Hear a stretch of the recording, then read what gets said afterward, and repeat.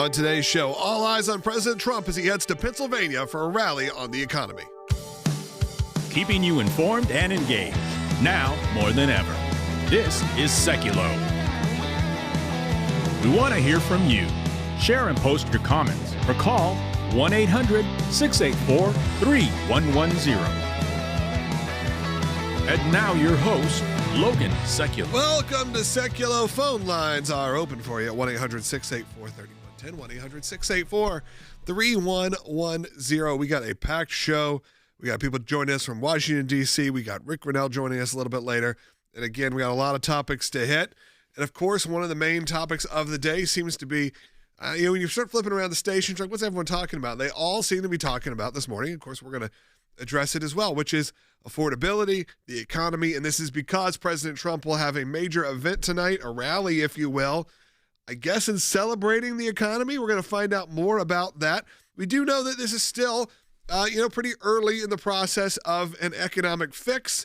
There have been some pluses. Of course, they are touting the eggs dropping in price, and that became a huge deal last year. We were talking a lot about eggs. Then eggs seem to get off the news. But hey, eggs did drop. But look, I think we're also now seriously heading into 1 year down as President Trump as president. And look, when you only have one term as president, I think things do change. The expectations change. What your goals, your presidential promises, your promises in the campaign start to be adjusted. And look, I always say you can give a year where you are blaming the other president because you are having to work your way out of a pretty big hole. That always is the case, and I think that there's truth to that. You got to give time for there to be an economic reset of any kind. And Will, as we've discussed, it's not like it's an easy thing to ever bring prices down. Stability is sometimes maybe something you can shoot for more than to bring the cost of goods down or cost of anything down. It's just simply not how things are set up here.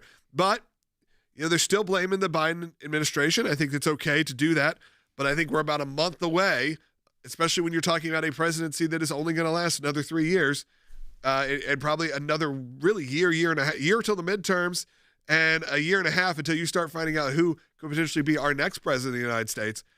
Things have to start moving if you want to meet those campaign promises, and I think the idea of blaming it just on your predecessor starts to go away in about 6 to 8 weeks.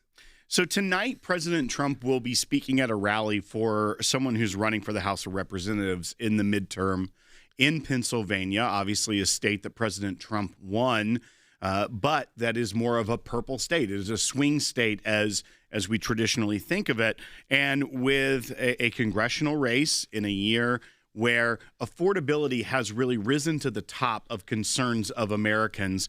And what they are saying the president will do tonight is kind of shift the messaging where he has been just blaming the previous administration and just saying, like, I'm doing things. He is really going to tackle this saying, I am working on affordability for the American people. We'll see what that language ends up looking like and if he stays on script. I think that's another big problem. The president likes to tout his economic chops, likes to be the one that's the businessman that can fix the economy. However, what we've seen pop up in all of these special elections or the mayoral race, the off year in New York, as well as in Virginia, what has been at the top of the mind of voters is affordability.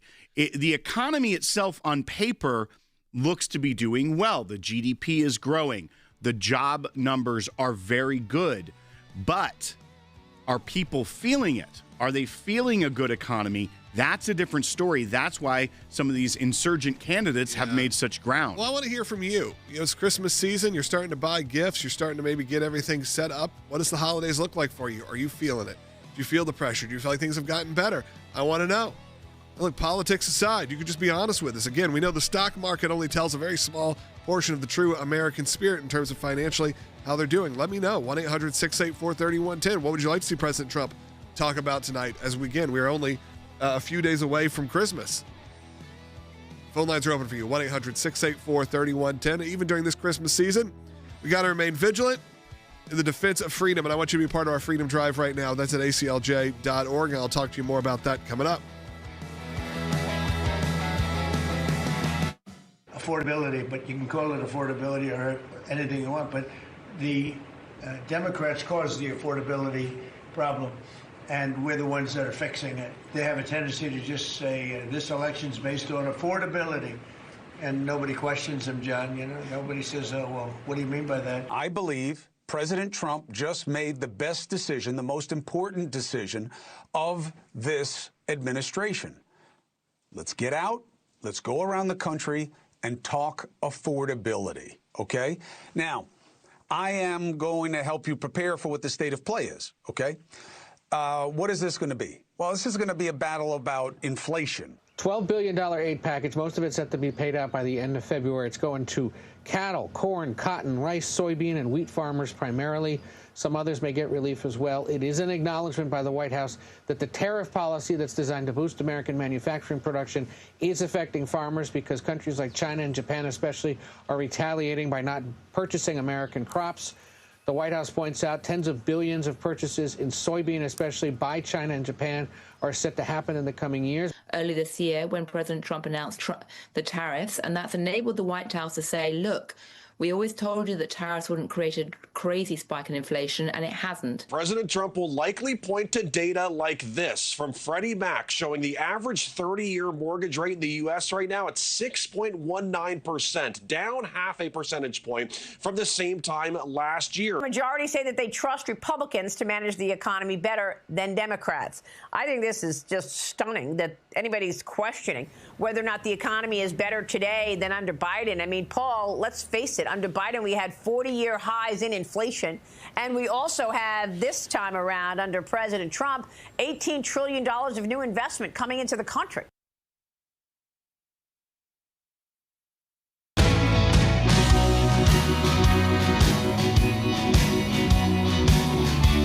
Welcome back to Sekulow. Phone lines are open for you at 1-800-684-3110. I want to hear from you. Some of you called in. I've just said, hey, the affordability crisis is something that we have been tackling and talking about for many years now. You've had about a year of President Trump back in office. How do you feel as he heads to Pennsylvania to hold a rally? But in one of those big moments is going to be also discussing the economy as things have to pivot. Though just yesterday, President Trump was saying we're bringing prices way down. You can call it affordability or anything you want. The Democrats caused this affordability problem, and we're the ones that are fixing it. We actually have the bite. You can hear from President Trump himself, so you can kind of understand his tone of where he's coming from. Because, again, I think this plays. I think giving it a year is totally fine. And then we get past a year, especially when you only have 3 more years as president of the United States, then we know there will be a new president in charge. You want to start seeing some real big adjustments happening soon. Let's go here. Bite one. Here's President Trump. We inherited a mess, affordability, but you can call it affordability or anything you want. But the Democrats caused the affordability problem, and we're the ones that are fixing it. And they have a tendency to just say this election's based on affordability, and nobody questions them, John. You know, nobody says, "Oh, well, what do you mean by that?" But they just say the word. They never say anything else because they caused the problem, but we're fixing the problem. I saw actually a pretty interesting interview with the governor of Kentucky, who said, you know, he's Democrat in a very red state typically, saying, you know, the reason I feel like I resonate with people is because I don't use certain words. I don't use food crisis. I say people are hungry. Kind of like he said with affordability. Doesn't use that. He talks about people being broke. There is something about that too. In the way that you frame this from a psychological point of view, when you're talking about it, it's honestly sometimes better to, instead of saying a housing crisis, than to say people are homeless. Right. People are starving on the streets. That is something we can all get behind and understand. And it becomes this less blurry version of what affordability, as he said, is. What is when the economy is doing well in terms of the stock market, but people don't seem to be doing as well, or the prices are going down on certain things, but they're going up on others. How do we start talking about this and having constructive conversations? Let's go to John, who's calling on line 1. A lot of you are calling in with your thoughts on this, and keep calling, 1-800-684-3110. John's calling in Colorado on line 1. Go ahead. We are not feeling the economy booming here or anything. Elaborate on this. You're saying you're not feeling with the whole Doge thing me personally, I lost a ton of money in the market, and then it ran into tax time, so I had to pull it and pay my taxes. So construction is slow, and everything else has just not been fun. So, yeah. Look, I don't think it's been fun for a lot of people. You know, I think this is a time, whether whatever happened with you in the stock market and your taxes, I'm not sure exactly that specifically. But, John, in terms of the way people have had to react here, I understand. And, look, it's weird to look at your gas prices and go, oh, it's only $2.95 because we had been adjusted so high to where things had gone, which you honestly start not seeing those changes, even when they're pretty abrupt, because they aren't what they were just a few years ago, 5 years ago, something like that.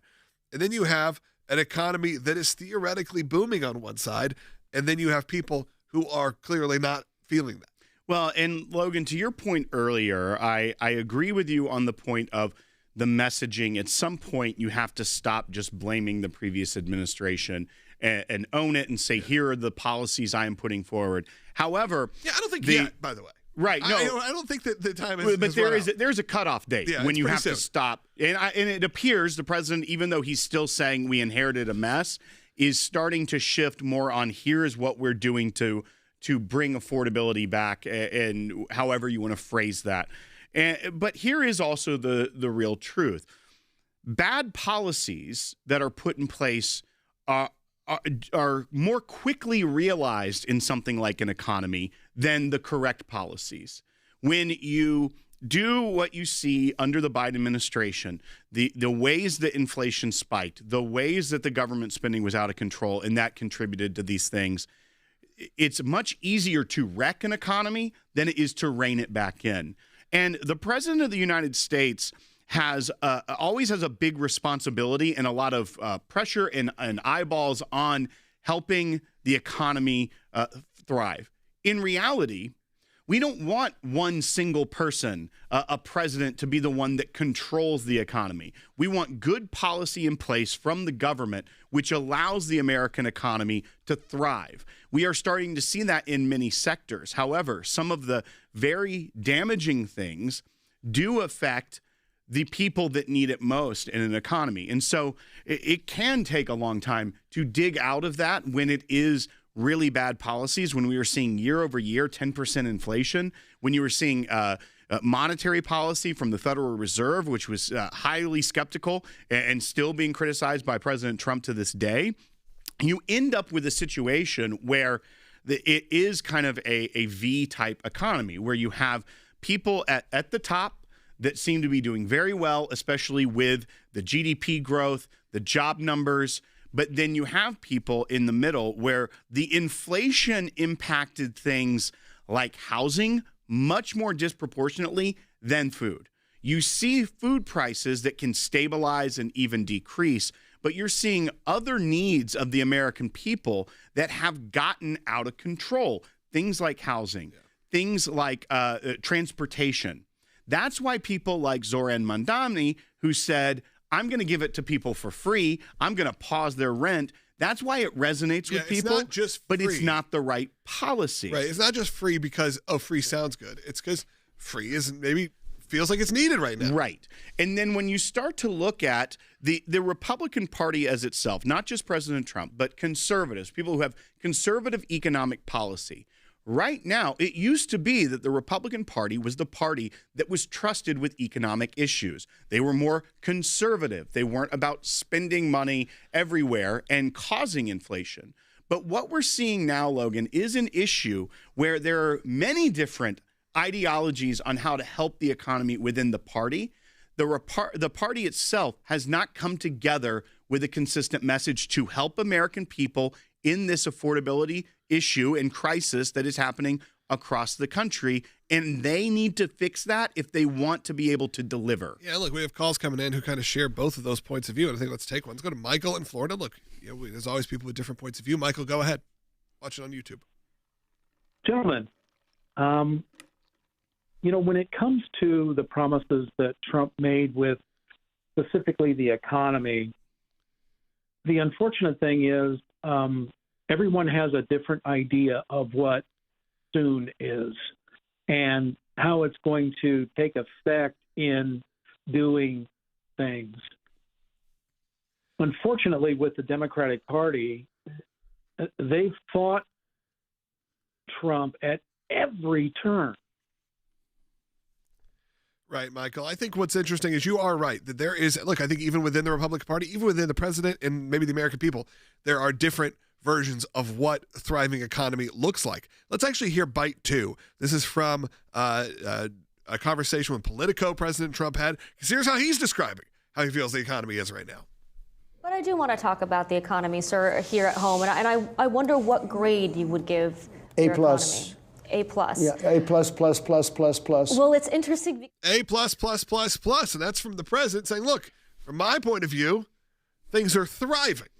And both things can be true at the same time. Right.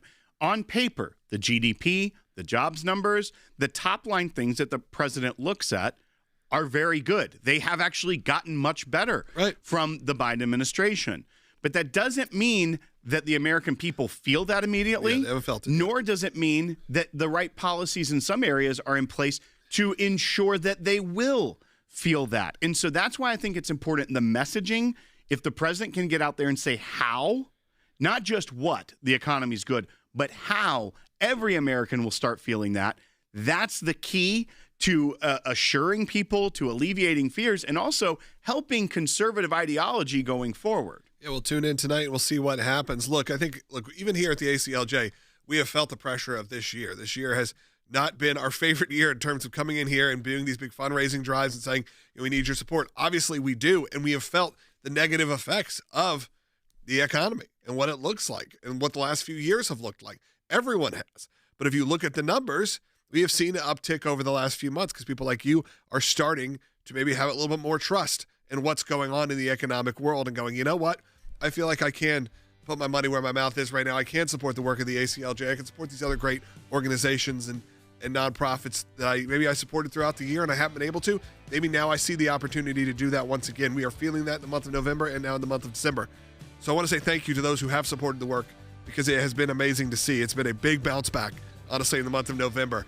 A big relief that happened then, and I really would love to continue that through December. And December's been strong so far, and I'm not just lying to you, telling you that's really true. We've had an incredible amount of people who have reached out during the last 2 months who have said, you know what, back on board, and not just back on board because they support the work. Obviously, they've continued to support the work, watch the shows, and love our legal work, but now can financially, safely support the work. And that's what I ask you to do: is to pray about it, think about it, and if you can, to give during our year-end drive right now.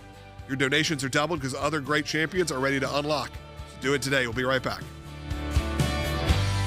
So the ACLJ represents the Oklahoma Republican Party. The party is going to challenge an initiative petition that's been filed. It's a case that will go straight to the Oklahoma Supreme Court and will be decided there. We're challenging this because the initiative petition is seeking to strip away from state political parties their First Amendment protected associational rights. As voters go into the ballot box, we want to know who we're voting for. And a lot of what we rely on is if someone is a Republican or a Democrat, we then have a basic idea of what they stand for, what their values are, what their morals are, that they actually align with that party's platform.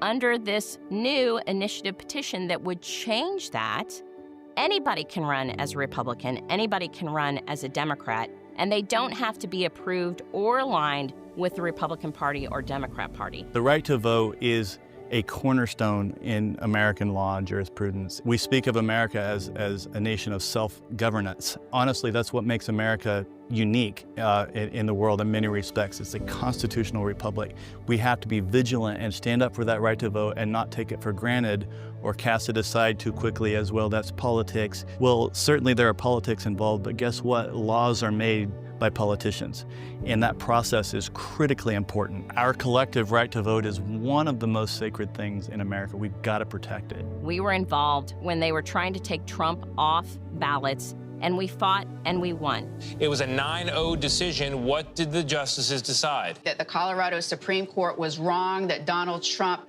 cannot be disqualified as a presidential candidate. Now we're doing it once again in Oklahoma. And we will vindicate that right to vote with them, that right to associate and vote for candidates that they choose for our client. And that's what this initiative petition is trying to take that away. We're going to do everything we can to stop that.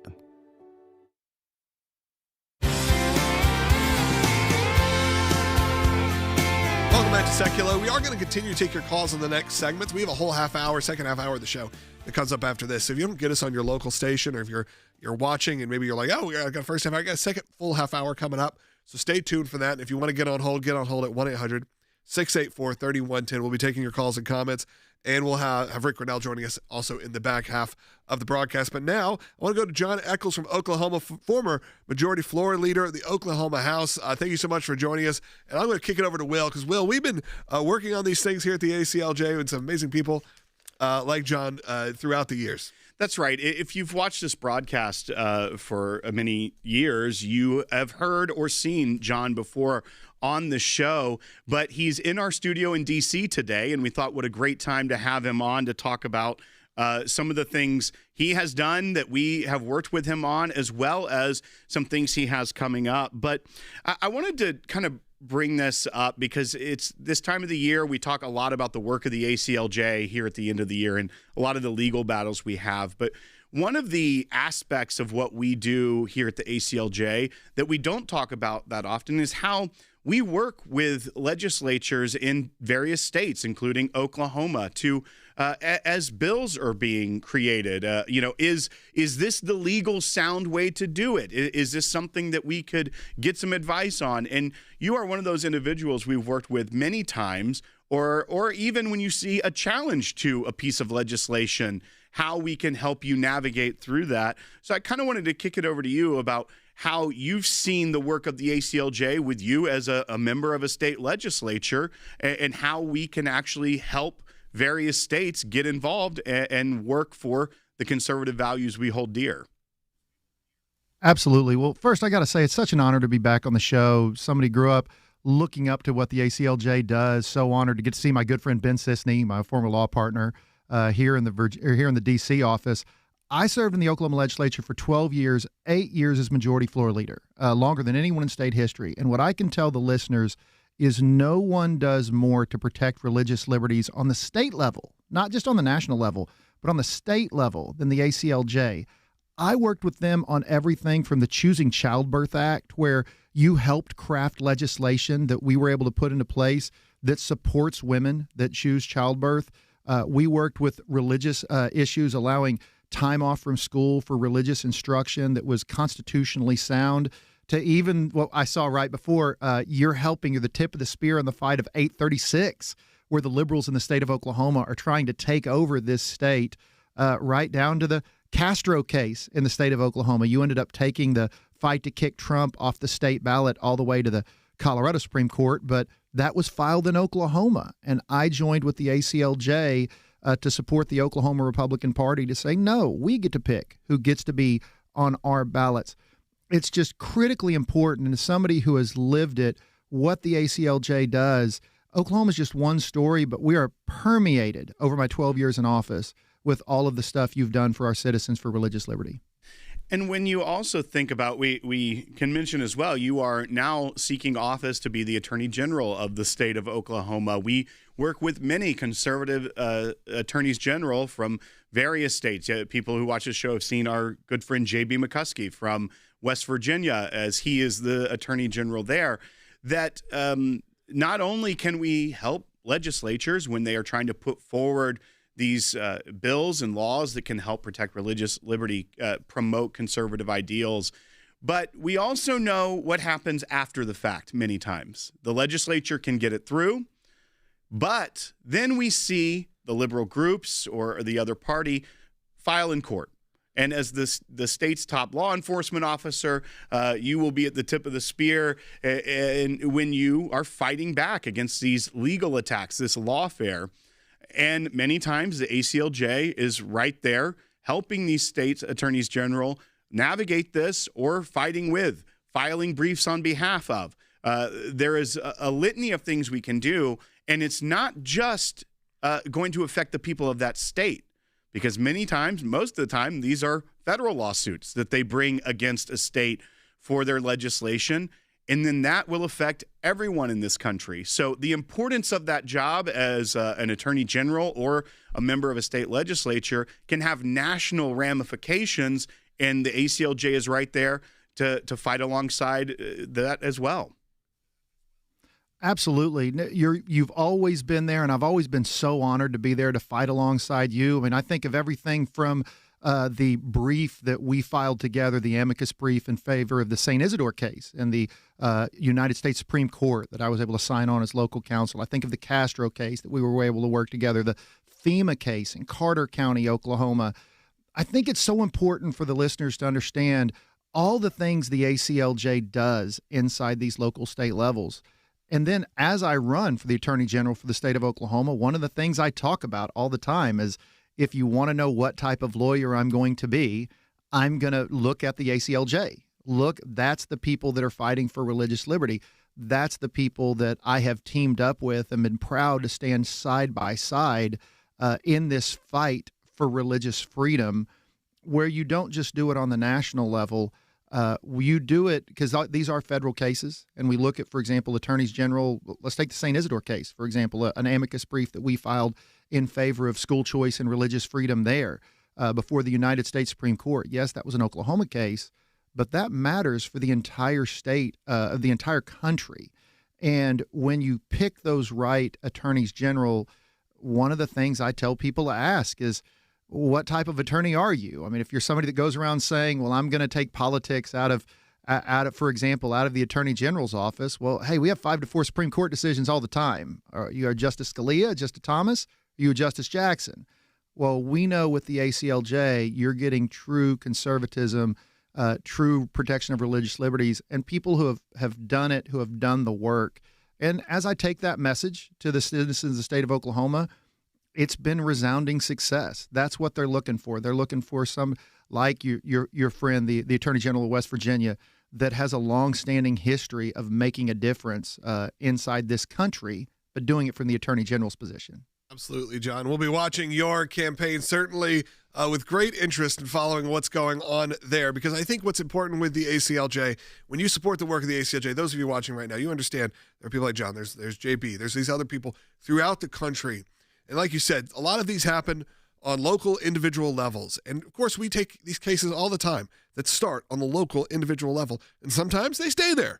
But often, no. Of course, we're taking them because they have consequences federally. They have consequences throughout the country, sometimes throughout the world. And of course, we have our teams at the ACLJ. We have our teams at the European Center. We have the ACLJ Jerusalem. We have all over the world people being represented, because we know the impact when someone supports the work here at the ACLJ. And I'm going to say this as we head towards the end of our first half hour. When you support the work of the ACLJ, you understand how we are impacting not just Washington, D.C., not just individual cases, but of course, individual people, states, and of course, we support our clients at zero cost, because people like you support the work of the ACLJ. We do this show not behind a paywall, because people like you support this show. All of it because you support the work of the ACLJ directly.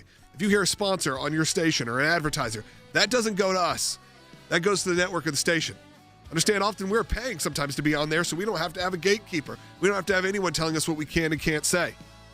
That's really one of the beauties of this broadcast and what we're able to do here. There is no one telling us what we can or can't do. That is only because people like you support our work. So I encourage you, as we head into the second half hour, to go to aclj.org and make your donation. If you do lose us here, we broadcast live each and every day, 12 to 1 p.m. Eastern, and you can also catch us on the podcast feed, wherever you get your podcasts, at aclj.org on demand. We'll be right back with the second half hour, taking your calls. Just a moment. Welcome to the all-new ACLJ app. Expert analysis and insight big tech can't censor. Customize your news and get real-time alerts on the issues you care about. Advocacy is now at your fingertips. Take action, make a difference. Support the causes you care about with just one tap. Be the first to know. Breaking news alerts sent straight to your inbox. Everything you need, all in one place. Stay informed, stay empowered. Download today. We are so excited to announce the ACLJ's brand new app, completely redesigned to provide you with the best tools available to partner with us at the ACLJ. You can watch the daily Sekulow program, Sign the petitions, customize your ACLJ membership experience, donate with the click of a button, and receive up-to-the-minute critical updates that the mainstream media can't censor. Just scan the QR code on your screen or go to your phone's app store, search ACLJ, and click install. It's that simple. Keeping you informed and engaged, now more than ever. This is Sekulow. And now your host, Logan Sekulow. Second half hour of Sekulow coming up, and we do have a few phone lines open at 1-800-684-3110. One of the big things we were discussing, of course, is the economy, the affordability, I guess you want to call it the affordability crisis that has been happening for numerous years. President Trump has been, in process of trying to get things handled and fixed, and of course, we're about to head towards 1 year of a Trump presidency here in his second term. Obviously, that was disrupted for 4 years, so things got out of whack. But look, when you have just 4 years, we got to make sure that those campaign promises are met as well as possible. And you're talking about people, their affordability and what they can afford. And of course, Christmas time, and you have President Trump going on there saying, hey, I think the economy is an A++++. That's a quote. What does that mean for the American people? We have a lot of calls and comments coming in about that, and I do want to hear from you also at 1-800-684-3110. Rick Rennell's going to be joining us in the next segment, and then I'm going to take as many calls as I can in the final segment. I'm going to take one right now, though, just to hopefully get you influenced to call in as well, because I'd love to. If you're watching right now, give me a call. Appreciate it. Martin's calling, North Carolina. He's an ACLJ champion.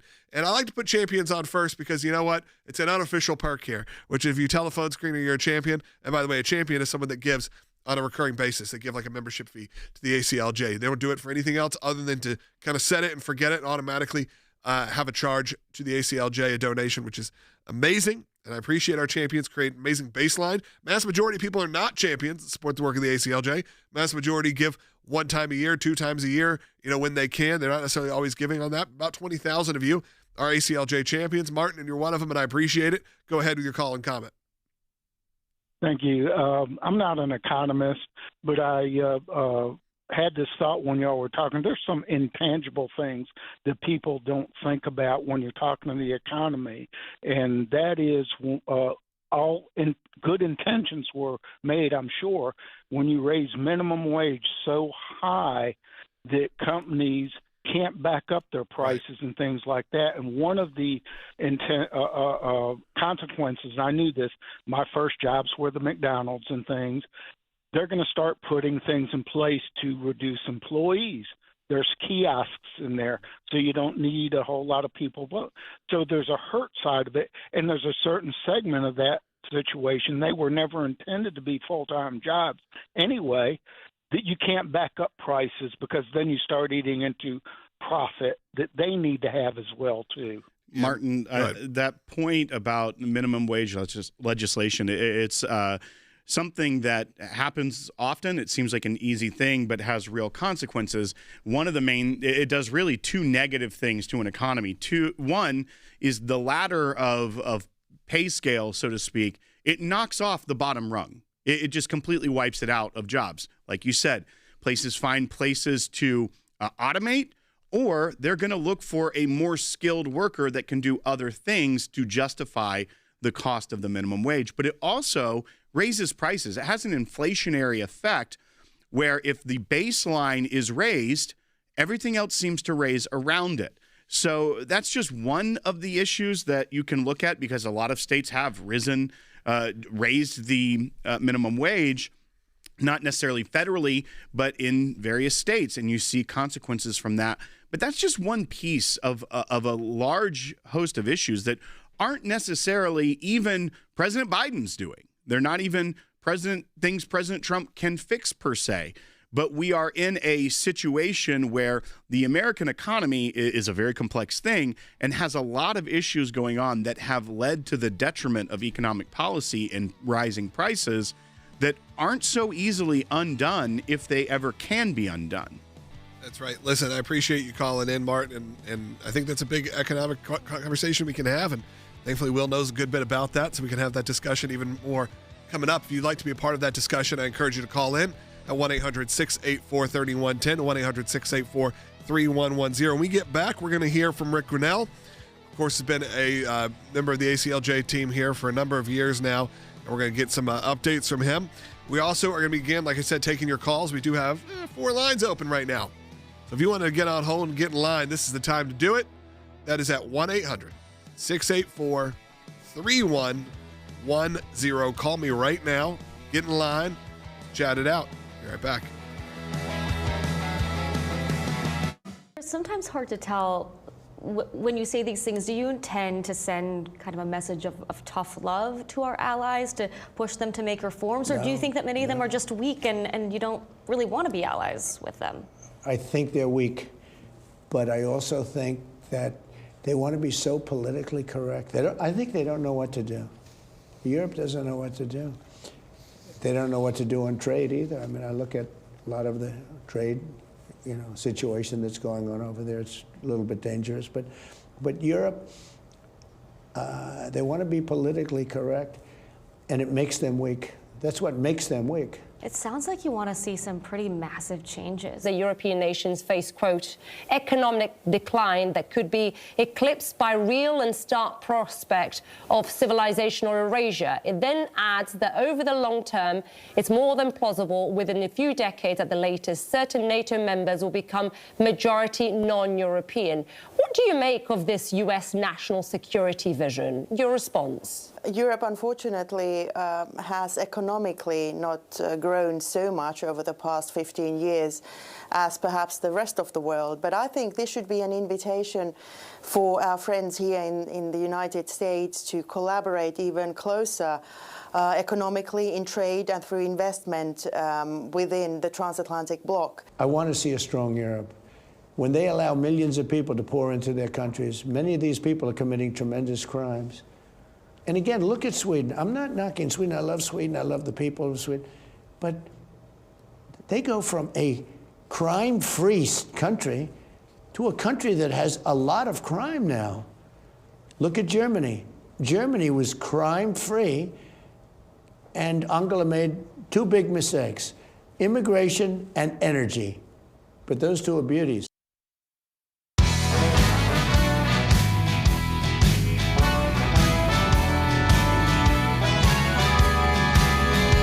Sekulow, still waiting to connect with Rick. Sometimes, things get crossed wires and things happen. So we'll see if Rick joins us. If not, we got some calls coming in. I want to hear from you at 1-800-684-3110. Also wanted to talk. We actually were going to discuss a little bit earlier, but we ran out of time with our guest.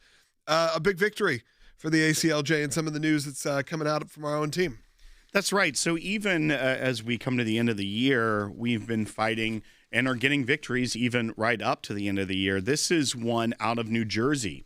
New Jersey has a law in place where if you are not going to school, but you're at the public school, but you're within a certain radius of your private school, you can receive transportation needs met, especially in areas of the country that have more urban centers and things. It makes it much more easy on traffic issues for people that are carpooling, but as well as it's a service of the government that people pay taxes for. This is a case where a student went to a Christian school and was trying to receive this benefit from the school district that was being denied. We had to take this school district to court. They were trying to find every way they could to not comply with their state law that allowed this. And we ended up taking them to court. And we did something interesting here. We asked for a motion for summary judgment from the judge. Basically, the case gets before the judge, and before it even goes to trial, you ask for a motion for summary judgment, basically saying, Judge, it's so clear that the law is being violated here that you don't even have to take it to trial. You can just rule on this from the bench. And that's exactly what we got. We got a victory for this student who will now be able to receive the transportation to their Christian school as prescribed by law, but even so much that the people in the school district hired a surveyor to try and prove they didn't have to take this student to their school. They so desperately didn't want to take the person to the Christian school, the student, that they hired a surveyor to try. They spent more money than just complying with the law and taking the student to the private school as the law describes. Just some of the bias that comes out of some of these schools. I mean, it's not like it affected their bottom line sense of personally. You know, it's not like that person is probably getting their payment deducted or having some sort of issue there. It is specifically bias. It is going after kids for a specific reason. So that is one of those moments where I just go, you know, it is a shame that the ACLJ even has to get involved in things like this, that we even have to still go fight for a student who just needs transportation to his school when everyone else gets that transportation.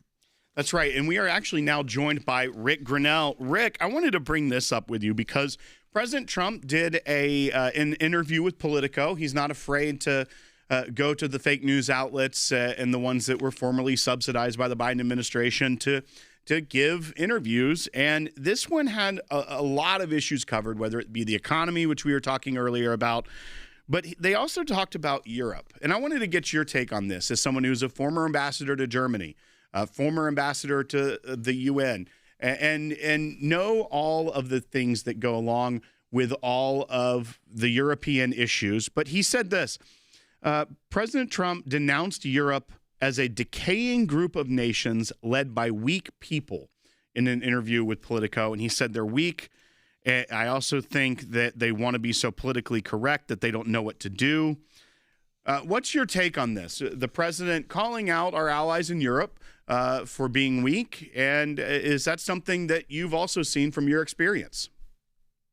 Look, I think when you look at the evidence, you have to say that Donald Trump was incredibly diplomatic because I actually think Europe is dying. I think most people understand it's dying. They're in the midst of really fighting the woke fight that we already fought and defeated in about 5 or 6 years behind us. So the political prosecutions and the wokeness is on full display in France and Germany and the UK. And you know, the irony is Eastern Europe already agrees with the common sense attitude that you really can't have this woke agenda because it runs counter to what the people want. And so the Germans in particular, as the largest economy in Europe, are in the midst of this fight. And I think you need to have a rise of common sense conservatism in Germany. And here's the problem, is that the German media in particular is so bad because it's state run, it's state financed. You know, all of the top TV news is like NPR style news. It's funded by the government. There's competing government funding states. And they're totally disinterested in anything but far left woke activism. And so conservatives in Germany are immediately labeled as Nazis. And that's what's sad to me is you conservative idea without the media in Europe immediately saying, oh, you're a Nazi. Rick, one other thing, though, that I want to bring up, because as you mentioned, the president was diplomatic, but definitely correct as far as the leadership in many of these European ally countries. But you're seeing American-style conservatism in places like Eastern Europe, and we're even seeing it in some of our close allies like France, as we have the European Center for Law and Justice there. We had our Director General in the office just a few weeks ago, that on the ground, while the leadership may still be dominating in many places, on the ground, you're seeing not just a European-style conservatism, which is more liberal than it is in the United States, but an actual American-style drive for liberty, for freedom, for the things that American conservatives really base their ideology on. There is a growing movement even in Western Europe starting to spring up. Obviously, you talk about the problems they have to push back on in places like Germany, where the media will immediately demonize them. But we have to deal with that here as well. So I think there is some hope, especially when the president calls out the failed and weak leadership, that you could see our allies kind of return to a world where they do value things like freedom and liberty like we do here? Yeah, there's no question. There's an interesting conservative journalist in Germany by the name of Julian Reichelt. I think maybe ACLJ should have him on. He's leading the fight to push forward common sense conservatism. And what it takes is to talk about conservative principles while the media is calling you a Nazi. And we've certainly seen that here with how our media attack President Trump and his supporters in much of the same vile language. But that's what it's going to take in Europe is our leaders to stand up and withstand the currently government-funded reporters who don't want to see change because they like the set up because they benefit from it. And so this is exactly what Trump says when there's weak leadership, and that's exactly right. Rick, I think we're having a little bit of connection issues, so I appreciate it. I'm going to let you go, but I do feel like that is absolutely the case. As people support the ACLJ here, we also, like Will said, support the work of the ECLJ, the European Center for Law and Justice, and I was there last year. I plan on going back very soon to spend some more time there at our European Center, as well as in the UK and other places where really, if you're the person on the ground, you feel the cultural movement happening. You may not see it because of, he said, state-run media, the BBC, all of these things.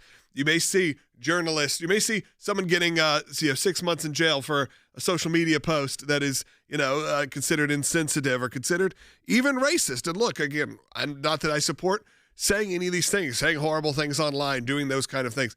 I'm fully against it. Do I think they should be, be put in jail for it? No, because then we have a different sort of freedom of speech here in America. But the people themselves are fighting back against it. And the ECLJ, which you talked about here, and I'd love to hear from you guys if you're in the chat right now to tell me what you think, because we've always tried to expand our reach at the ECLJ, the European Center for Law and Justice. I understand that sometimes, no pun intended, things get lost in translation. You don't understand necessarily why the ACLJ needs to have a European Center, why it's important. And when I try to bring in people from our ECLJ, I don't understand that sometimes it doesn't quite click. But I think you need to understand what's happening there. And after 25 years of working really hard, we are seeing some real major changes happening in the people in Europe. And that will then, of course, impact what happens in the future. Would you love to hear more updates from our European Center for Law and Justice? Can you deal with some accents here and there and understand the importance that we have a worldwide reach? And when you support the work of the ACLJ, that you do support the European Center, that you do support ACLJ Jerusalem, and that we are around the world for a very specific reason. Scan that QR code right now if you support all these, and make a donation if you can. All donations are doubled today. Today, like you've heard, victories we've been able to report. We've had on, hopefully future attorney generals that are supportive of the ACLJ. You heard from Rick Grinnell. You've heard from so many great people, and of course, our ACLJ supporters and callers. But today, I need your support during our year-end Freedom Drive. Your tax-deductible gift will be doubled by an incredible ACLJ supporter right now, ready to unlock their match. That's at aclj.org. We'll be right back with your calls coming up.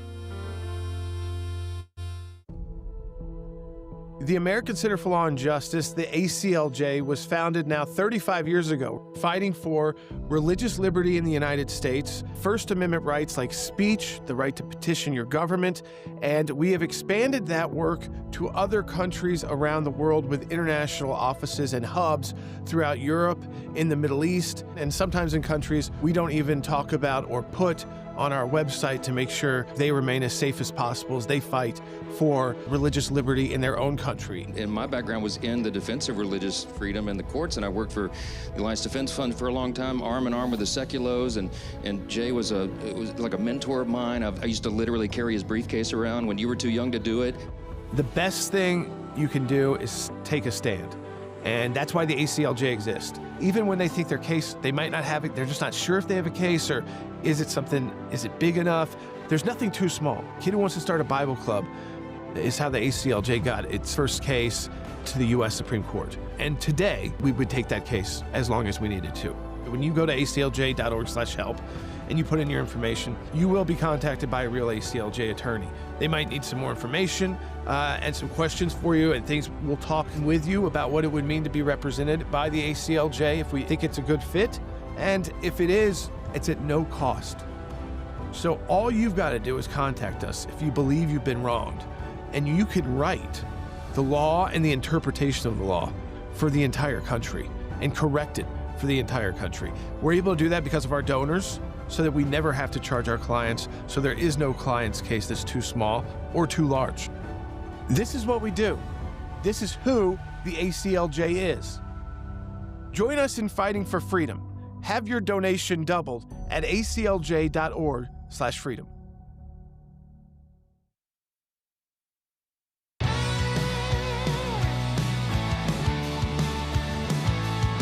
Last call for calls today, 1-800-684-3110. I'd love to hear from you. Look, I'm seeing some of the comments coming in about maybe hearing more from our European Center. A few people are excited about it, but I'd love to get more of you excited about it. I'd love to have an update every week from our European Center. I'd love for you to understand the global impact of the ACLJ and why it's important to have this global presence. I understand sort of this America first world that maybe you don't understand that, or maybe you don't want to hear it, but understand how important it is. I saw one comment that came in that says, I think Europe is lost. Why would you even do it? I think you're totally wrong. I'm just going to be honest. I think Europe is, like Rick said, just a few years behind us in terms of having a real, potential revolution. You're also seeing real moments of faith being stronger than ever in places like France and in the UK, where there is more traditional, I'd say, evangelical Christianity on the rise in these areas, where Christian music is having a moment in these areas. This is what's really going on.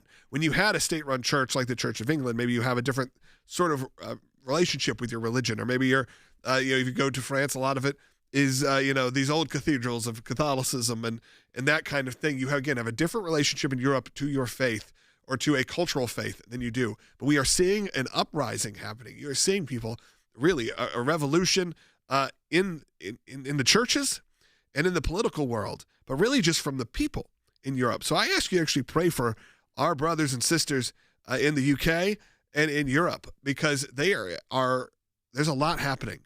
And I'm actually maybe smiling more than I have been about our European work, because I think finally we are seeing some real change. It took time. I'm not going to say it hasn't taken time. Like everywhere in the world, there is conservatives, there are liberals, there are atheists, there are Christians, there are people of all faiths, but it always feels like Europe has had some very different relationship with it. Now the times are changing. And I would love to share more about the work of the ACLJ with you if you want to hear it. Also you can always find it online. But part of this show is to provide you with the content that you want. So let me know. It's okay to say no. Let's go ahead and take some phone calls. We got a couple calls coming in. We do have a couple lines still open at 1-800-684-3110. Let's go first. You guys have been on hold for a while, so I appreciate it. Heidi in Texas on line 1. Heidi, go ahead. Hi. In reference to the economy problem, I think that 3 common sense things have to happen, and one of them is a national mandatory e-verify, and it's doable and it's legal. He can do an executive order on it, or Congress can pass it. Number 2, what about the non-criminal illegal aliens? I mean, we have probably between 20 and 40 million illegals out there, and they're not being picked up. I voted for mass deportation, and I'm very angry at what's going on.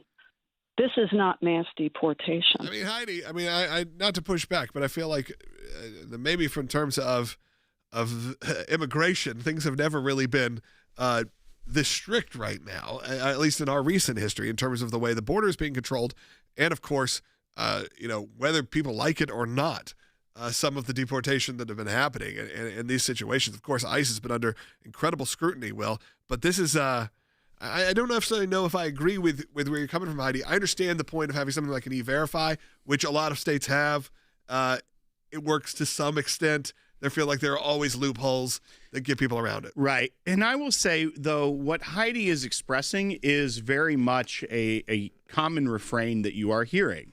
And when you think even back to the election last year, you had pundits on TV saying, well, Americans don't want to do the jobs that immigrants will do. So I can't wait for white ladies in the suburbs to see the prices of their smoothies go up. Like, that was actual talking points of saying, no, we have to have the illegal immigrants because Americans won't do the jobs. Yeah. But then you go back to the previous caller that talked about all the rising minimum wage jobs. It's like, well, they cut out a lot of those jobs for individual Americans because you're not allowed to make less than minimum wage. So it is a little bit a crisis of policy zone making when you raise the minimum wage and then you're like, well, we can't, you either have to raise the price on your food or hire someone illegally.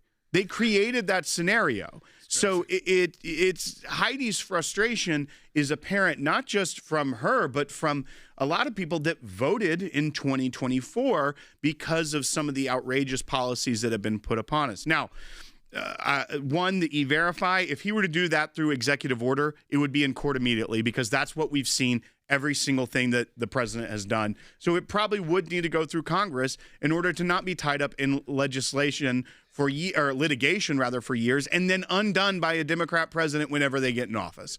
So typically, if you want something like that, it's got to go through the Congress, which I don't know if they could get that through at this point. But to the mass deportation, there is a lot of deportation. And when you're talking about 20 million people, I would prefer personally the violent criminals to be removed first. Yeah, we start there. To start the safety. Now, they only have so many people and so much time, but I don't know that, Heidi, that isn't necessarily also affecting a lot of this as well. So we'll have to see would that one play out. Yeah. But I don't know. I agree. Illegal immigration has a lot to do with the economy, but I don't know that it is a lot of the malaise that we're seeing right now within the traditional American middle class. I agree with that. Let's go to Gary in Indiana online, too. Gary, go ahead. So I moved up to northern Indiana, Elkhart, Goshen area 20-something years ago to work in the trailer factories. And honestly, we're not seeing a rise. We're still at 3 days a week. And granted, there's 5, 6 different factories,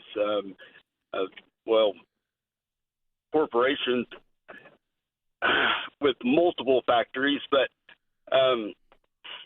we're at 3 days a week. We're taking 3 weeks off for Christmas. And we do build RVs, which is America's luxury, absolutely, so to speak, and people are not spending on that stuff. No, Gary, I understand. I feel like your frustration is one that a lot of American people have right now, and it shouldn't be discounted. Like you said, I think to our caller, that you don't see the A+++ economy. I think even when you have an A++ economy, when you've been traumatized for a number of years of what's been going on, things like purchasing a 6-figure RV, it doesn't enter the equation as it once would heading towards a Christmas season, right, where there were people who were ready to make that decision. I think an RV also, like you said, it's a luxury. Maybe it was for people who are retiring. Maybe they feel a bit more stressed right now to not say, hey, maybe it's not good for us to throw down 6 figures on one of these massive RVs right now. And I'm not saying, Gary, that it doesn't hurt, because I think the people who they would be appealing to, they are a little bit shell-shocked, if you will, right now. They aren't moving forward. So even when the economy starts to tick back up, as you said, it takes time to see a response. Look, when we're talking about, we got a minute left, I'll just do this here.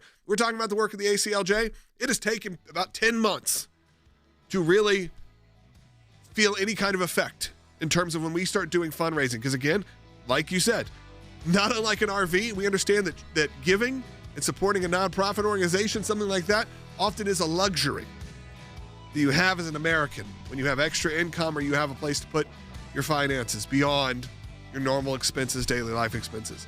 And I know a lot of you, during the Biden administration or the last couple of years, really in a post-COVID world, you weren't sure what to do with your finances. You've been nervous, and I understand that. And that's why we've been spending 10, 11 months, maybe more, explaining why we want you to support the work of the ACLJ. But what I've always said is you got to pray about it, you got to think about it, you got to do what's right for your family.